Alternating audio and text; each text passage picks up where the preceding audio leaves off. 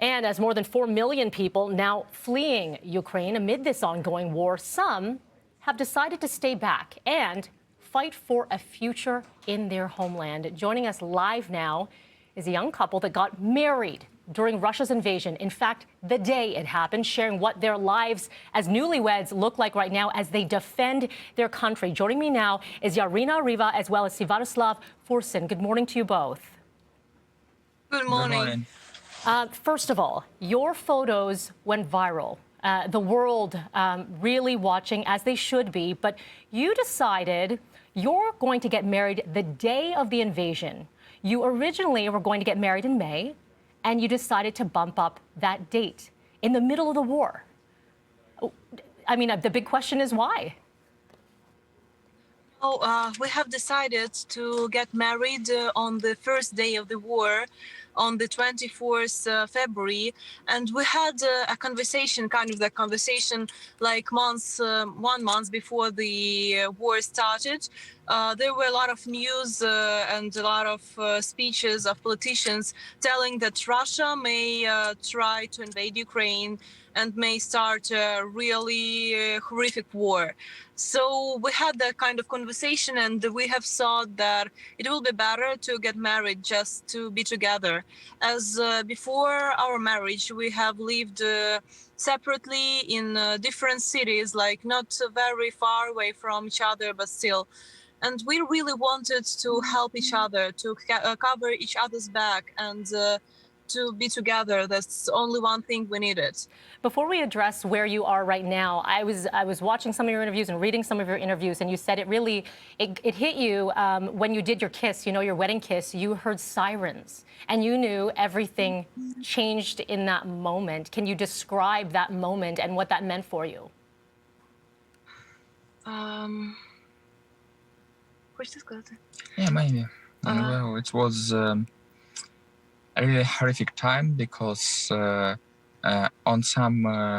one side we were really happy that we were finally together. Yes, that we finally can love each other, but it was our wedding music when we just came from the church on the street, and everyone in our family are just shouting like "Gorko."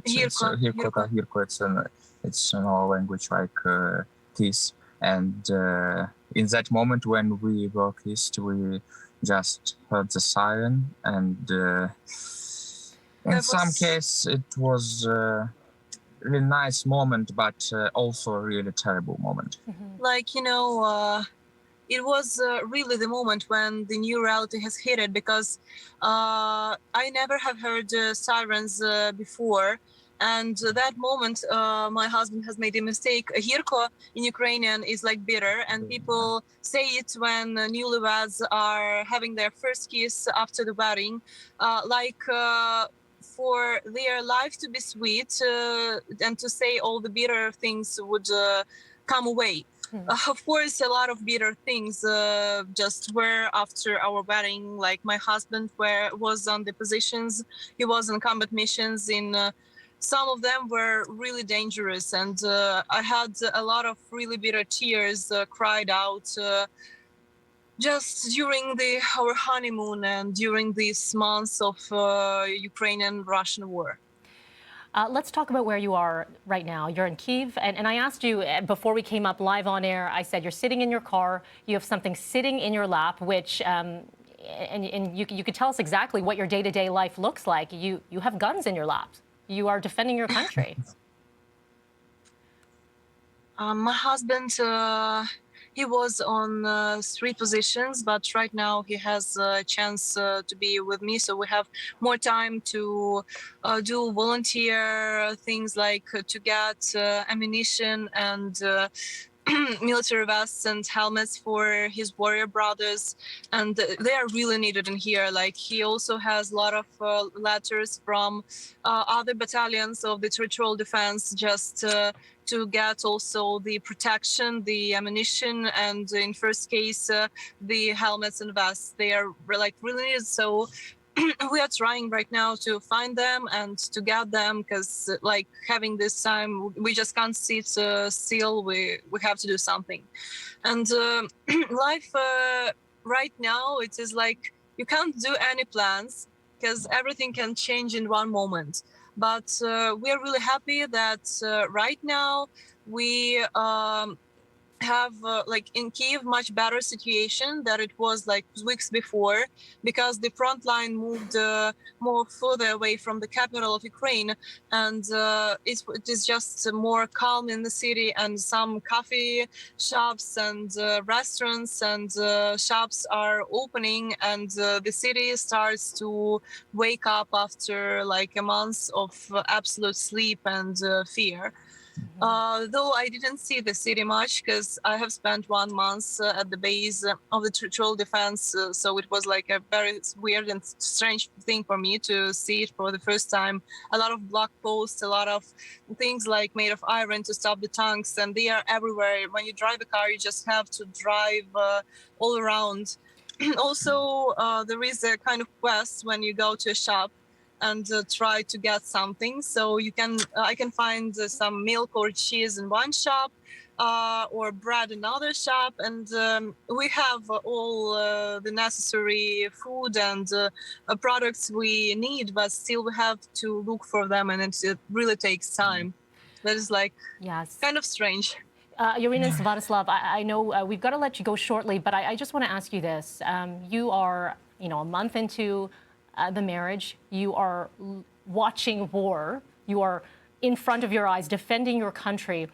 How are you feeling about the future and where you are? And this could be as a couple as a future, or your country as a future. Well, first of all, we believe in our victory in any case. If we die, we will win, because nobody can protect Ukrainian best than Ukrainians.